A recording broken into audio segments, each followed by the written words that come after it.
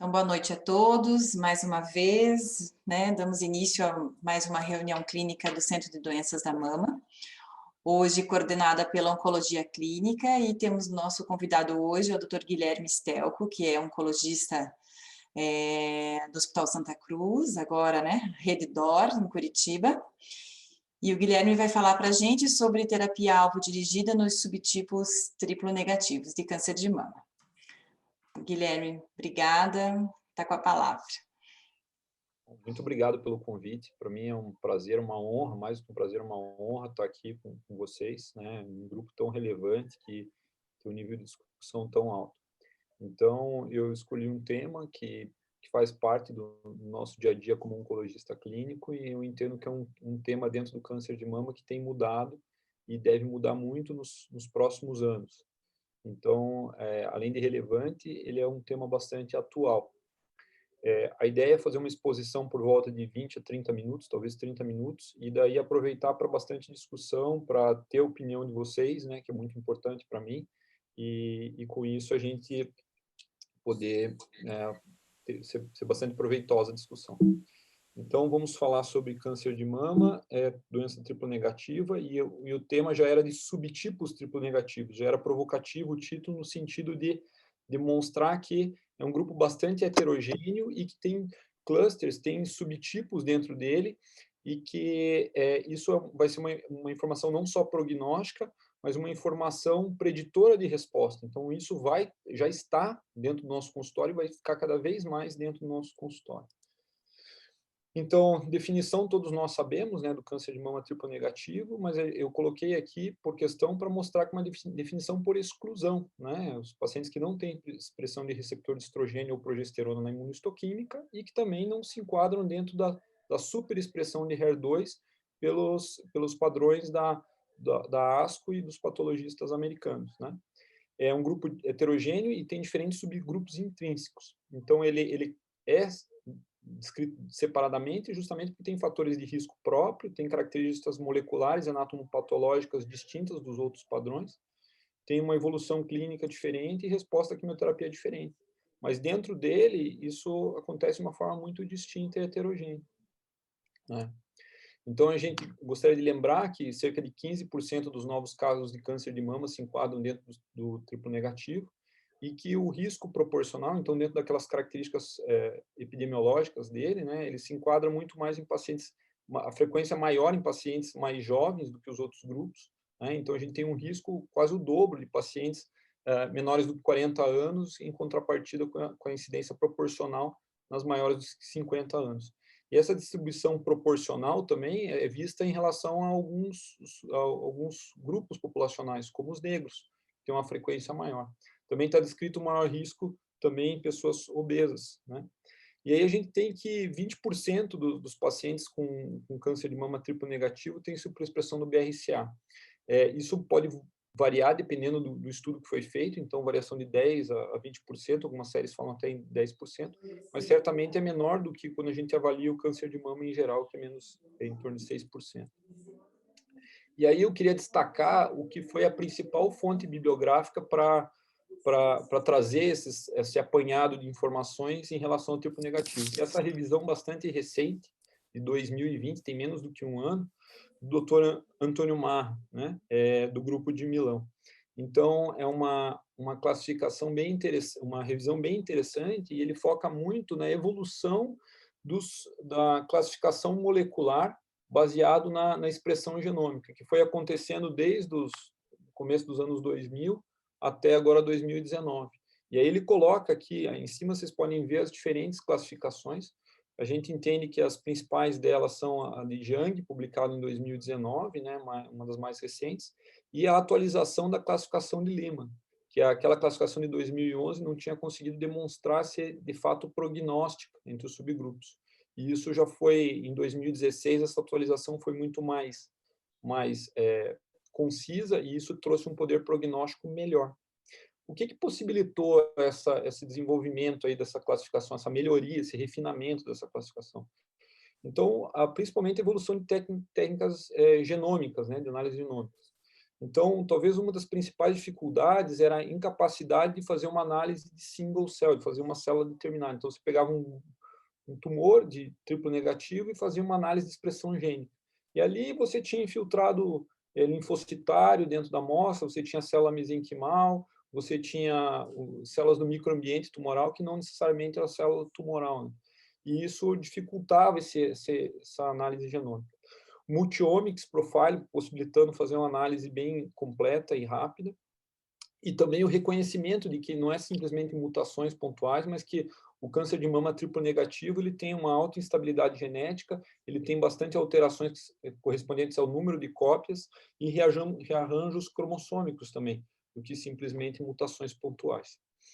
A gente lembra que o câncer de mama triplo negativo, ele também não compreende só tumores de alto grau, né? A gente, quando lembra do triplo negativo, a gente lembra dos tumores de alto grau, mas ele também tem um subgrupo de tumores de baixo grau, que são aqueles microglandulares com adenose e o carcinoma de células acinárias, né? Como câncer de mama com padrão de glândula salivar, também ele entra nessa situação, ele é uma situação atípica, e é preciso um oncologista clínico lembrar que esses tumores eles têm uma alta chance de ter a fusão do NTRK, do NTRK, e isso é um dado na escolha de tratamento muito importante, porque tem medicação específica para esses pacientes que têm a fusão NTRK e com uma alta chance de resposta. Também alguns subgrupos, algumas entidades específicas dentro do triplo negativo precisam ser lembradas, como carcinoma medular e aqueles tumores que são classificados como Claudina baixo, né? E aí a gente vai para a classificação genômica em si, né? Então a gente tem, refinando todas as classificações, talvez a que melhor resume são esses 4 subtipos. O basal-like 1 e 2, algumas classificações usam isso. O triplo negativo, que ele tem o receptor de androgênico, né, luminal com receptor de androgênico, então não tem expressão de receptor de estrogênio e progesterona, mas tem receptor androgênico. O mesenquimal, que ele tem uma característica de invasão e metástase bastante precoce, justamente por ter superexpressão ou alteração de genes que estão relacionados na transição do epitélio mesenquimal. E o padrão imunomodulatório, que é muito importante o reconhecimento dele hoje, porque a gente tem medicações específicas na modulação do sistema imunológico para poder atacar esse tumor e dar não só uma resposta maior, mas um controle de doença mais prolongado. Então, se essa classificação ainda não está no nosso dia a dia do consultório, a gente pode dizer que ainda, porque hoje a gente já tem análises pontuais que a gente faz, que a gente deve fazer nesse paciente para escolher o nosso tratamento. Aqui um slide interessante que eu achei, entrei no site do Vanderbilt, e esse é um esforço que veio dessa primeira classificação do Lehman, ali que no item B, na classificação B ali em cima, em que é possível os diversos hospitais, universidades que estudam os pacientes com triplo negativo, colocar os dados das análises genômicas que eles fazem, dos painéis dos pacientes deles, e isso daí ser classificado dentro da classificação do Lehman, e isso daí tornar o banco de dados cada vez maior e ajudar na classificação e depois ser validado como fatores prognósticos.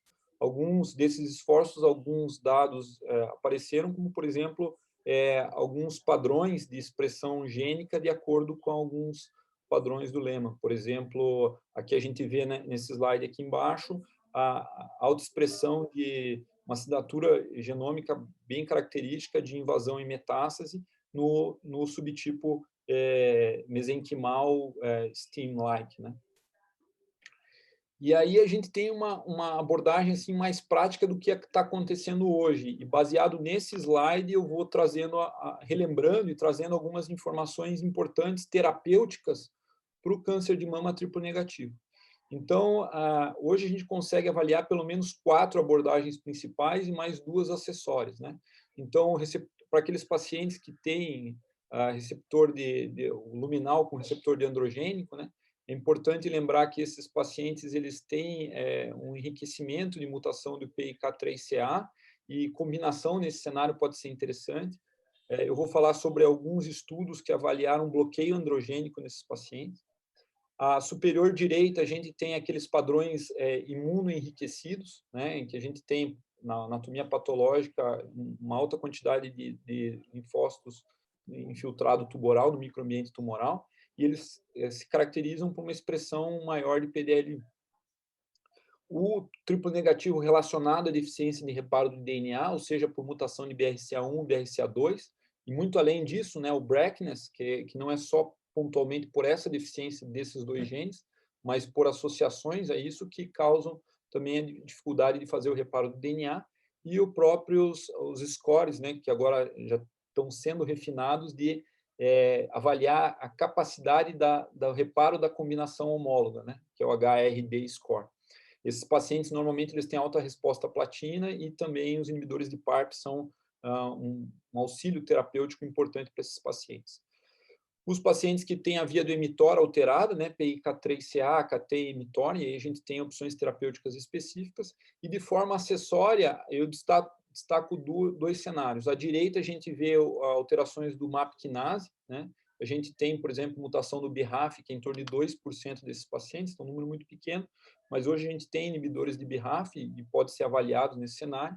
E aí, à esquerda, a gente tem um cenário acessório que tem trazido arsenal terapêutico melhor, mais precocemente. A gente teve a publicação no New England Journal no último mês, acho que não tem nem um mês, de um conjugado droga-anticorpo, né, para TROP2, que é um dos dados ali escritos ali, e isso trazendo um potencial terapêutico muito bom. Então, a gente tem antígenos de superfície, o LIV1, TROP2, GPNMB, e até o HER2, que é considerado negativo, mas a gente tem HER2, né, que não é super expresso, mas ele pode ser expresso, HER2 baixo. Isso também pode ser um potencial alvo em um conjugado a ser realizado. Então, vamos começar com o luminal androgênico, corresponde a mais ou menos 10 a 15% dos casos de triplo negativo. E, peraí que eu acho que saiu aqui da tela, fui ver o horário.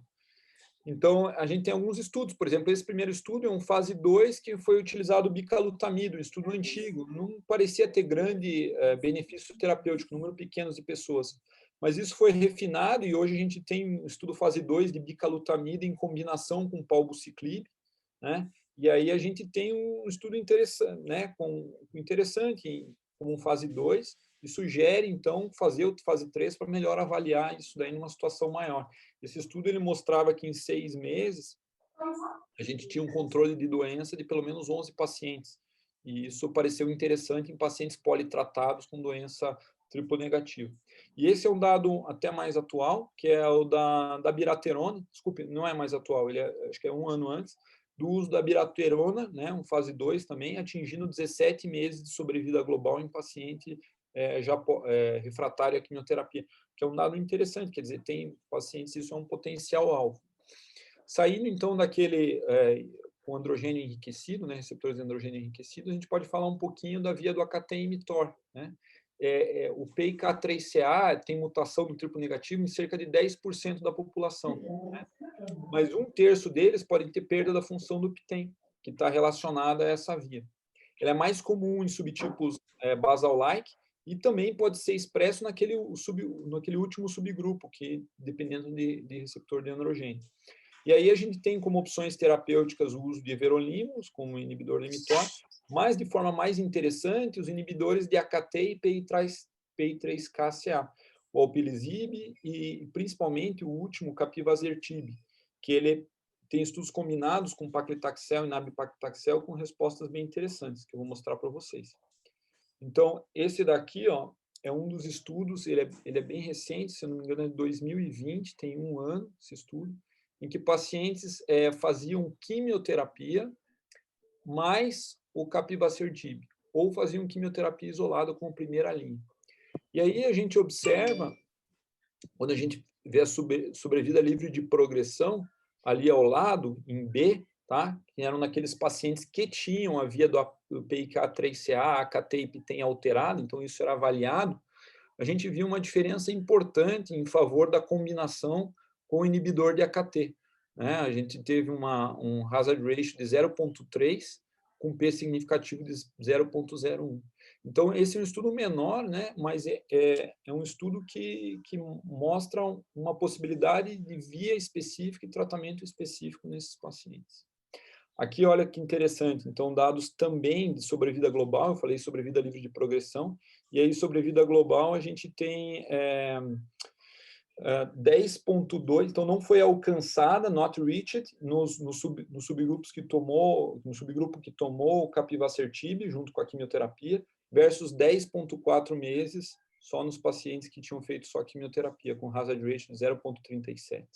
Então, esse é um número pequeno de pacientes, mas certamente a gente vai ter uns dados com os pacientes com estudo maior.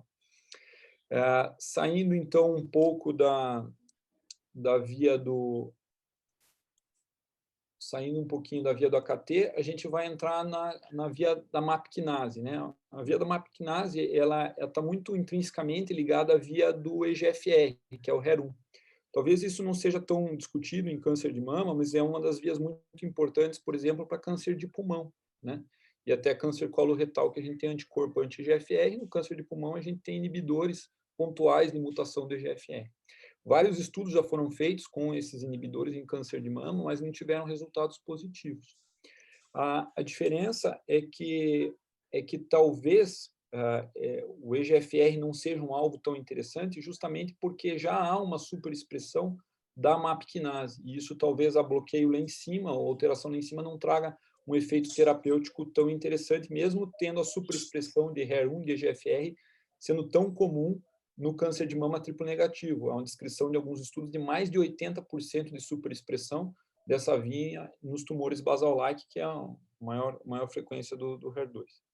Então, um estudo interessante que eu queria mostrar aqui do MAP-kinase é o estudo COLET, ele tem o COLET 1 e COLET 2, que foi utilizado o comimetinib, que é um inibidor dessa via da MAP-kinase, junto com a quimioterapia, com a atezolizumab. Então, primeiro eles fizeram sem a imunoterapia, fizeram só combinação química com comimetinib, isso não mostrou ser muito interessante, mas aí eles avaliaram que talvez o duplo bloqueio poderia facilitar a ação da imunoterapia. E aí a gente tem estudo do COLET, a avaliação do COLET 2, que seriam aquelas a coorte 2 e 3 mostradas aqui no slide. A gente já teve o resultado disso, que eu vou mostrar para vocês. Da primeira parte, avaliando o comimetinib com a quimio ou não teve uma diferença significativa em sobrevida livre de progressão, é o A. E foi publicado já os dados da combinação total. Então, mas aí a gente observa, cuidado que embaixo ele vai até 32 meses, e em cima, no grupo A, só vai até 16 meses.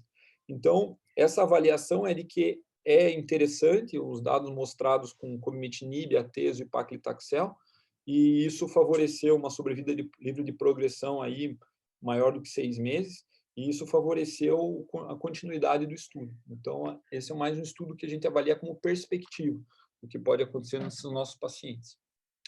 E aí a gente vai para uma das vias principais, né, naquele subgrupo do triplo negativo que tem deficiência do BRCA ou não tem a mutação do BRCA germinativa, mas tem o BRCA, quer dizer, tem deficiência no reparo do DNA, seja associado aos genes do BRCA ou seja por outras deficiências associadas, então, ao reparo de combinação homóloga. E aí a gente lembra que 70% dos cânceres de BRCA mutados são triplo negativos e 23% do BRCA2 mutados são triplo negativos. BRCA1 70%, 23% BRCA2.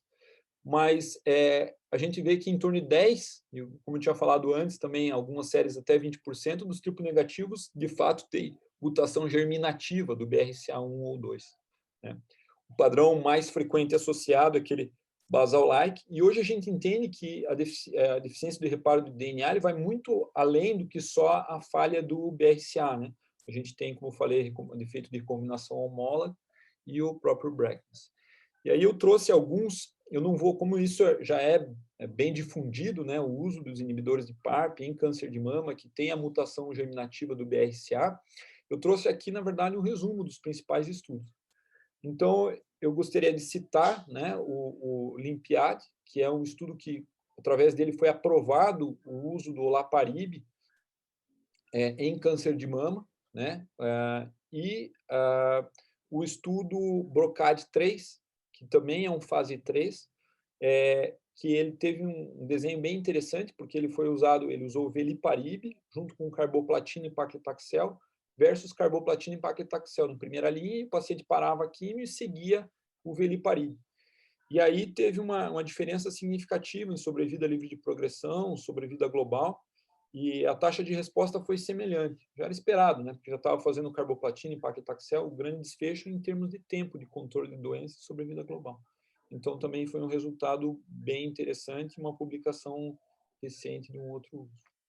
Aqui a gente tem, como eu falei, o Olimpiade, foi publicado em 2017, levou aprovação no Brasil, e aí a comparação dele versus quimioterapia tradicional, e aí a gente tem um dado de sobrevida livre de progressão com uma redução de sobrevida aí na ordem de 42%, estatisticamente significativo, nos pacientes com mutação do BRCA1 ou 2, de forma de mutação germinativa.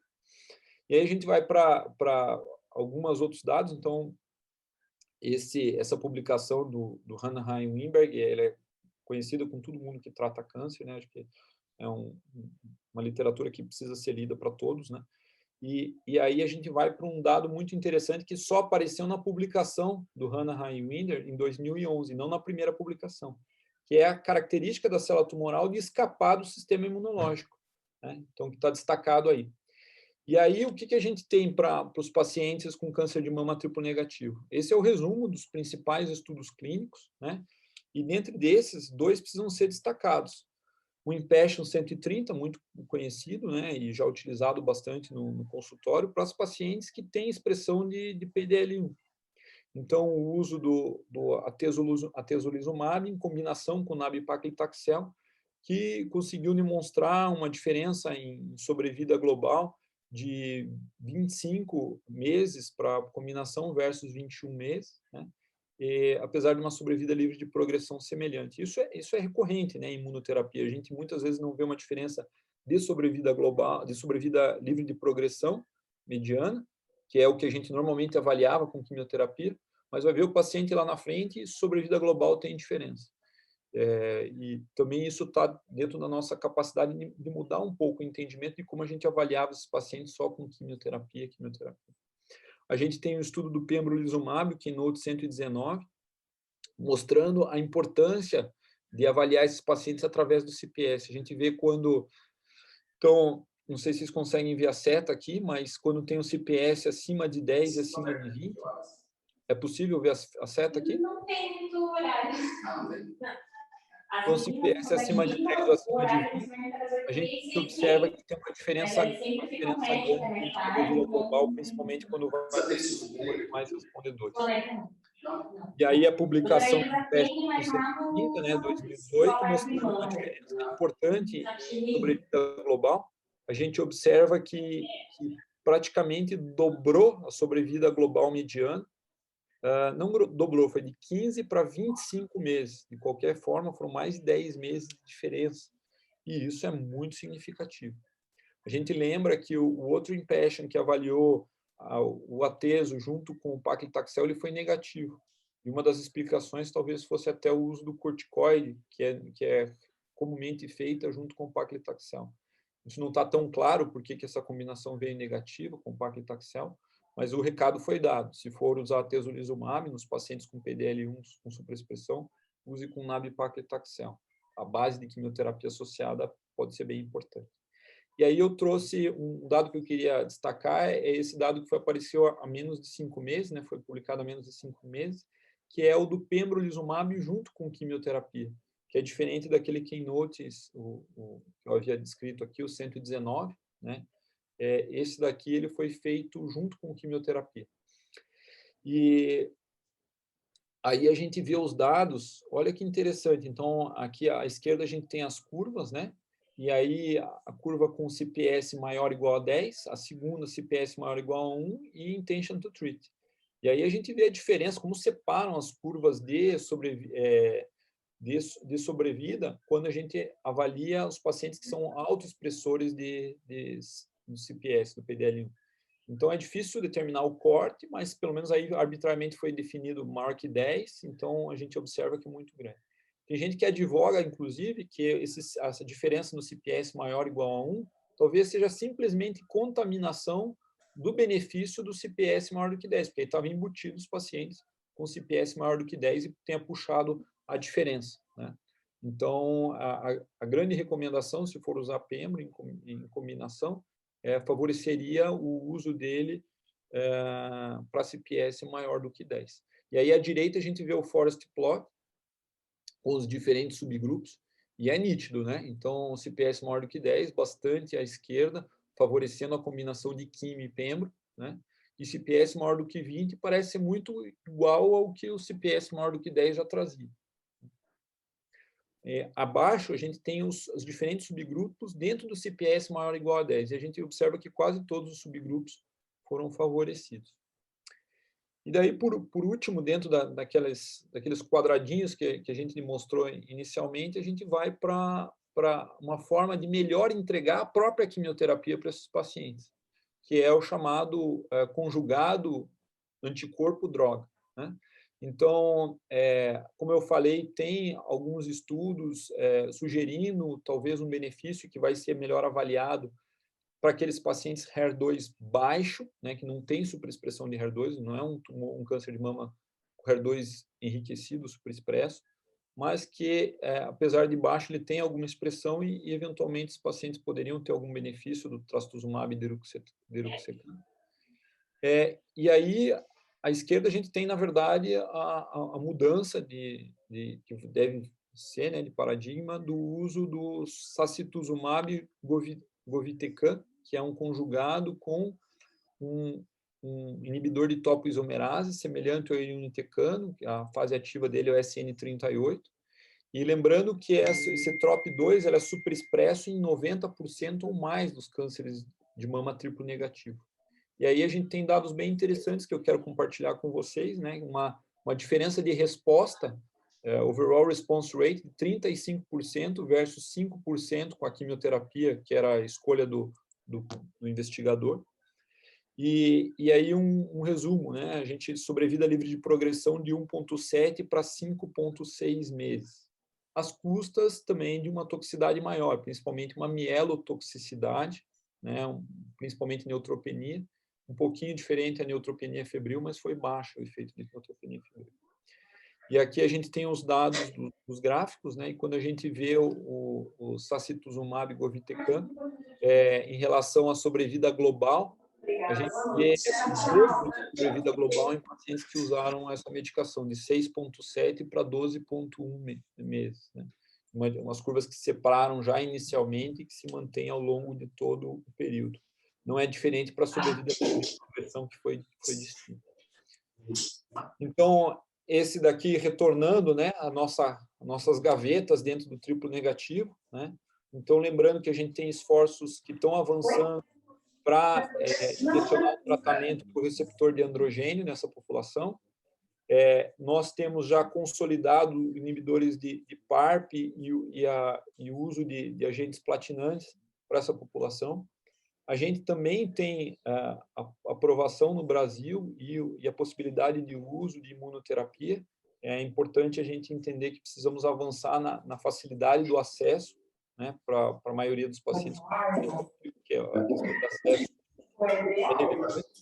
E aí a gente tem a evolução importante, né, que a gente acredita que possa um dia chegar à nossa prática, né, mas hoje não é ainda a realidade, com conjugado droga-alvo, com as mutações com drogas que tem como alvo o AKT e o PI3K. Então, eu queria relembrar que isso já também é realidade nos estudos clínicos, e eu resumia aqui os principais estudos clínicos que estão abertos no Paraná, Santa Catarina e Rio Grande do Sul. Eu preciso ter outros que não estão nessa lista, foi uma avaliação rápida. E, inclusive, em Curitiba, no Paraná, tem esses estudos abertos. Captelo, para a primeira linha metastática, com quimioterapia, e avalia a quimioterapia tradicional, então, a ampliação daquele estudo que eu havia mostrado no fase 2. Com imunoterapia, tanto na doença metastática, quanto também na neoadjuvância e na adjuvância. Então, eu queria mostrar esse slide, assim, como um resumo, pontos principais, que o câncer de mama triplo negativo, ele é, na verdade, um padrão bastante heterogêneo, grupos distintos e que com alvos terapêuticos distintos. Que as diversas classificações existiram e estão sendo refinadas, e isso deve ser trazido para a prática nos próximos anos. Elas têm um poder prognóstico importante, mas alterações proteicas ou genômicas pontuais, elas já são utilizadas na prática clínica para a escolha do tratamento do paciente com doença metastática. E aí a gente pode ter de forma nenhuma do IL-1, do BRCA e do BRCA3. E isso já tem impacto nos trials atuais. Então, é importante a gente lembrar de que esses trials estão acontecendo e a tendência é acontecer cada vez mais com esse tipo de paciente. Então, era isso. Aí, se chegar antes, eu pode ser melhor assinatura. Vou tirar o compartilhamento de tela aqui. Ótimo. E daí eu queria ter a opinião de vocês, também as perguntas, enfim, para a gente poder discutir. Perfeito. Guilherme, queria só te pedir desculpa, o microfone tem um microfone aberto, eu acho que é da Iris e eu estou mandando mensagem, ela não viu e atrapalhou um pouquinho o final da aula. O problema Mas é a gente escutar alguma conversa assim proibitiva, né? Esse ainda bem, ela está no consultório, acho que ela está atendendo alguém e ela não está vendo. Mas, enfim, você foi perfeito na tua apresentação, acho que foi excelente essa revisão desses subtipos, né, do triplo negativo, que é um grupo tão heterogêneo, e isso faz toda a diferença para a gente para direcionar o melhor tratamento, né? Então, o quão importante é a patologia, a genômica nesse cenário, né? E aí eu queria abrir, então, para os oncologistas clínicos que estão na reunião, a Carol, a Ana Maria, o Rafael. Você quer fazer um comentário? E claro, para todo mundo. Oi, Guilherme. Nossa, muito boa a tua apresentação. Achei que foi muito completa mesmo. E me lembrou muito quando a gente começou para pulmão, né? Eu lembro que pulmão a gente dividia em 2 e começou cada vez mais a abrir. Agora que você mostrou ali, me lembrou muito as curvas de pulmão que a gente começou a dividir vários subtipos. E acho que é muito difícil hoje, né? Tratar, acho que o triplo negativo realmente na nossa prática é um dos maiores desafios. E, apesar de tudo isso, na prática, a maioria a gente acaba indo para químio, né? Então, tem muita coisa para vir, a gente ainda não está conseguindo aplicar muita coisa. E aí a gente acaba, que eu vejo na prática, que a gente começa a rodiziar tudo que a gente tem de arma terapêutica, assim, né? Mas não sei se tem alguma preferência, como você está raciocinando a sequência de tratamento. Eu sinto ainda muito pela quantidade de pacientes que às vezes não consegue oferecer imunoterapia, né? Pacientes que estão fora do sistema privado. Então, isso eu acho que é bastante duro, né? Os pacientes que têm supressão de PDL1 é fácil. A gente tem que sempre estar, eu sempre tento ficar atento em possíveis clínicos, está aberto. Eu gosto muito de, como primeira linha, no paciente em geral, fazer carboplatina e paclitaxel, né? Para esse paciente BRCA, paciente que tem BRCA não tipo negativo, eu não tenho nenhum alvo definido. E não podemos esquecer de testar a mutação de BRCA para esse segmento, né? Porque a gente tem indicação no Brasil para o olaparib nesses pacientes também. Que é isso, essa é normalmente como eu faço. Eu acho que apesar de não estar tão claro a Você tem associado antiangiogênico quando você não acha nenhum marcador na primeira linha? Sim, eu acho que é possível, mas a gente tem que lembrar que também isso aumenta a toxicidade, né? Então, isso eu acho que é um cuidado, assim. Porque você espera uma expectativa de resposta muito boa com carboplatina, mas sim, eu acho que daí associar como monoquimioterapia seria a preferência desses pacientes. Ótimo, Guilherme. muito bom. Boa noite, Guilherme. Parabéns pela aula, tudo bem? Obrigado. Então, eu queria saber, igualmente, tem alguma situação, né, do paciente BRCA mutado que você entende que, às vezes, usar o olaparib já em primeira linha seria mais interessante, ou geralmente você tende a sempre iniciar com um esquema e deixar o olaparib para um outro momento, em segunda ou terceira linha para frente? Eu vou te falar que eu acho que não há problema usar em primeira linha, mas eu pessoalmente nunca tive essa experiência. Talvez porque esses pacientes que vêm para mim, eu Não, não mas tenho eu vou dado da tentar. mutação, então daí eu vou Ai, pedir a mutação, isso não é uma coisa que a gente vai ter rápido, né? Então, isso é um problema. O segundo problema é acesso, né? Então, o acesso também era mais dificultado. Então, nos pacientes que solicitavam, então, às vezes não conseguia liberação. Eu acho que, se não me engano, até atualmente eles fizeram a revisão e acabou não entrando, né? Não é isso? Não, não entrou no rol. Então, Não a entrou. gente continua tendo esse problema, né, de não estar no rol, e a negativa geralmente vem por isso, né? E aí a característica da doença do triplo negativo metastático seria, em geral, um paciente que está precisando de taxa de resposta e de iniciar logo a quimioterapia. Sim. Então, eu falo que eu não tive nenhuma experiência que eu consegui iniciar um inibidor de PARP como primeira linha. Não sei se vocês já tiveram essa experiência. Não, eu não tive, por isso, assim, que eu estou perguntando, eu já até fiz, mas também depois um paciente que já foi submetido à platina, né? E, assim, geralmente a taxa de, assim, né, o tempo livre de progressão girou em torno de 6 meses, um pouco mais, não foi tanto, porque também, aí é minha dúvida, não sei se é porque já foi usado em linhas posteriores, né? Mas eu não tive também essa experiência, acho que até pela nossa realidade, como você falou, da demora, às vezes a gente conseguiu o teste, né, e a paciente tem urgência, a gente sabe o quanto é importante começar o mais precoce, né, o tratamento, assim que tem o diagnóstico. Agora eu lembrei, eu tive uma paciente, mas foi uma situação muito peculiar, assim. Foi um caso em que era localmente avançada a doença, que eu fiz o tratamento neoadjuvante, a paciente operou, fez radioterapia, ela não teve resposta completa, eu discuti na época, tumor board, tudo isso, fizemos capecitabina para ela, eu acho que é uma situação que é discutível nesse cenário, e daí eu fiz capecitabina, e enquanto estava fazendo capecitabina, eu consegui ter avaliação no BRCA e tudo isso, e daí acabei, e como o risco de recorrência dela era muito alto pela apresentação clínica, pela não resposta patológica completa, eu acabei seguindo ela de uma forma uma forma mais intensa, vamos supor. E daí eu consegui detectar metástase óssea, que até não é tão frequente, metástase óssea e linfonodal, né? Assim como primeira apresentação. E não tinha metástase visceral. Aí eu pedi o inibidor de PARP e utilizei ele como primeira linha. Mas eu vou te falar que isso não representa os pacientes no meu dia a dia. Foi um caso pontual, assim. Sim, eu acho que também são situações mais individualizadas, né? Obrigada. Imagina, eu que agradeço. E vocês de estudo, vocês conseguiram colocar algum paciente em estudo? Esses pacientes triplo negativos, tem algum paciente acompanhando? Vocês sabem se tem mais estudos do que eu mostrei ali no final? Não sei. Eu acho que é até uma coisa importante para divulgar, né, nesses pacientes. Eu não tenho ainda paciente com esse perfil em estudos. Eu acho que são esses mesmo que você colocou.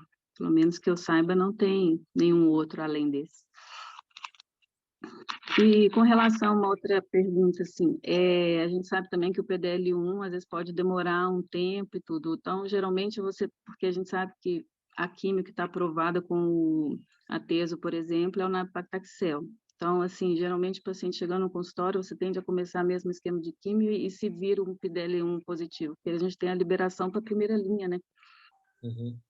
Ou você tende a esperar pelo menos o PDL1 para poder decidir, porque a gente sabe que a diferença de resposta é muito grande, né? É importante, mas os pacientes eu tento sempre incluir imunoterapia. Então, eu não descarto solicitar, pelo menos o nab-paclitaxel, e daí fazer o PDL1 e pedir para incluir. Então, é uma situação que geralmente eu faço dessa forma.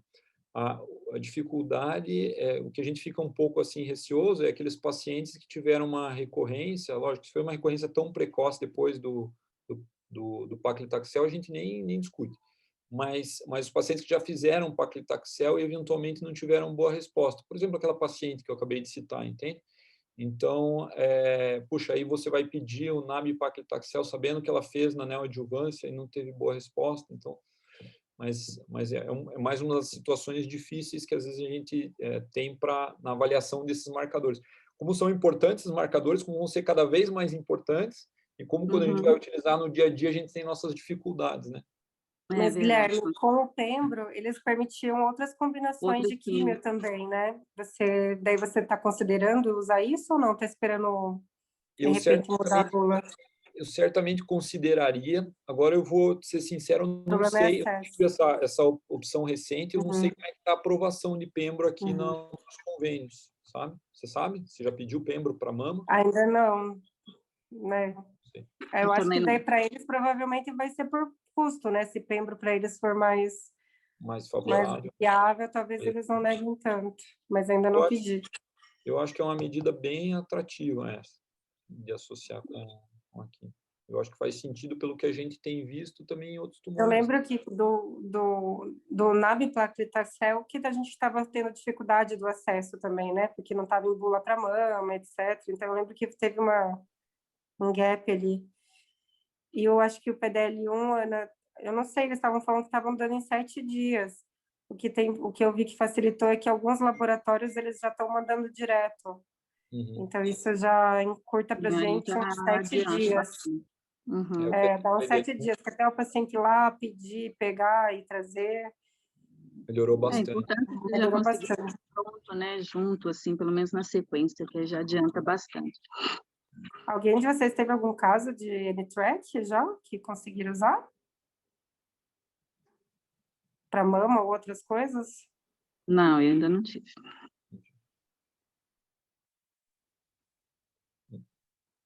Você já teve, Guilherme? Não, não tive. Não tive. Saindo um pouquinho do cenário metastático, Guilherme, coincidentemente, semana passada, no nosso tumor board, a gente teve um caso de uma paciente de 70 e alguma coisa, não me lembro exatamente a idade, que com carcinoma adenoide cístico, glândula salivar-like, triplo negativo. Eu queria saber a tua opinião, qual seria a tua conduta? É importante não esquecer de fazer o teste de fusão. Eu acho que esse é o principal. Uhum. São tumores que normalmente não respondem bem à quimioterapia. A taxa de resposta é completamente diferente do que a gente vê dos triplo negativos em geral, né? São tumores também que têm um crescimento geralmente mais indolente, e isso torna mais favorável, mas a combinação geralmente é feito quimioterapia com platina e taxânico também nesse cenário, ou monoquimioterapia para evitar de dar toxicidade, mas as respostas, até onde eu sei, os casos que eu acompanhei não foram boas. Tá? É a mesma coisa que a gente vê em carcinoma de células, propriamente de glândulas salivares. A resposta à quimioterapia é muito ruim. O grande pulo do gato aí na avaliação desses casos é lembrar de fazer a avaliação de NTRK deles. A gente comentou isso na reunião, Karine. O negócio é que essa mulher, Guilherme, ela tem um tumor, ela tá cultivando esse tumor há 4 anos. E agora está com quanto, Karina? 20 centímetros? Não. Enorme. Uhum. Enorme. Pena que a gente não tem a foto aqui para te mostrar. Entendeu? Então, dá para mandar Penny Track, eu posso mandar direto. Depende de vocês quererem que mande agora. A outra lesão da mama dela não é maligna, né? A gente estava esperando a outra lesão, não é maligna. Uhum. Estava esperando operar, né? Para mandar. Sim. Mas dá para mandar para N-Track já? E é bem a história natural dessa doença, né? Imagine, 4 anos ela. Se tiver a tomografia de alguns pacientes com doença metastática, pulmão com várias lesões ou vários locais com metástase, você acredita que o paciente vai estar muito ruim clinicamente, você vai ver o paciente ótimo. Uhum. E está cheio de lesão ali, porque ela é um crescimento indolente. É crescimento indolente. Mudando um pouquinho o foco da discussão, Guilherme, a gente veio de um estudo de expressão gênica rever toda a classificação de câncer de mama, né? Luminal A, B e basal-like, né? Você acha que a gente vai conseguir colocar isso na prática agora, do estudo de expressão gênica para o estudo de proteína, e colocar isso em prática logo com imunohistoquímica? Porque, por exemplo, eu gosto de fazer, toda vez que eu vejo um apócrifo, eu gosto de fazer um receptor de androgênio, mas faço por puro diletantismo, entendeu? Só para dizer, esse tumor vai mal, entendeu? né? Se ele for triplo negativo, receptor de androgênio positivo, ele não vai muito bem, não vai responder grande coisa. Diferente de se ele fosse um luminal, né? Um RE positivo e receptor de androgênio positivo. Mas, assim, a gente sempre tenta colocar uma citoqueratina basal para dizer que esse tumor é basaloide, sabe? Isso. Principalmente quando não responde, né? Quando vem pós-quetenel sem responder. Mas como que está isso, assim, na área da oncologia clínica? Discute-se de colocar isso em prática logo, porque já faz desde 2016 que está com essa possibilidade de classificação, né? Então, eu acredito que isso vai se tornar rotina, mas eu não acredito que isso vai se tornar rotina rápido. Muito o que impulsiona a gente fazer mais classificações e tudo isso é a aplicabilidade prática dela, né? Pois é. Ou seja, ter a droga para poder ofertar o tratamento. E hoje a gente faz isso de forma pontual, né? PDL1, P3KCA, mas vai ter um momento que a gente vai partir para painéis e definir, e as coisas vão ganhar um nome melhor. Então, a gente, né, mama é isso, e as outras doenças também, né, são dessa forma. Eu vejo muito câncer gástrico, também uma diferenciação do que a gente, das classificações do CTGA lá e, de fato, as avaliações que a gente faz. Mas se há ainda uma distinção, se há essa distinção ainda hoje, eu acho que no futuro isso vai se entrelaçar e vai ficar cada vez mais claro. Mas não num futuro muito próximo, né? Eu não vejo isso muito próximo, porque muito próximo não. tinha que ter trial mostrando a efetividade do tratamento, né? Ok. Mas fazer avaliação vai ficar cada vez mais barato também, né? Então, hoje, para você fazer um sequenciamento genético, é difícil, né? Mas vai chegar um momento que isso é cada vez mais... Que nem a gente tem feito para pulmão, né? Que hoje, tudo bem, ele faz as avaliações, a gente consegue mandar para um sequenciamento, né? Tem vários nomes comerciais esses testes, né? Que avaliam as principais alterações gênicas que são druggable, né? Mas eu acho que isso vai ficar cada vez mais amplo. Ok, obrigada pela aula, foi muito boa. Imagina, eu que agradeço estar aqui conversando com vocês, falar sobre tipo com a doutora Ana, por exemplo. Pô, isso daí é uma honra, fico até envergonhado. Perfeito. Mais alguém quer fazer alguma pergunta para o Guilherme? Ótimo, acho que podemos encerrar por hoje. Guilherme, mais uma vez, parabéns, sua aula foi brilhante. Muito obrigada por participar. Participe mais, entre mais nas nossas reuniões. Agora que eu descobri o caminho. Ai, ótimo. Então, tá bom. Então, obrigada a todos pela participação hoje. Semana que vem, espero todos aqui novamente com o Tumor Board.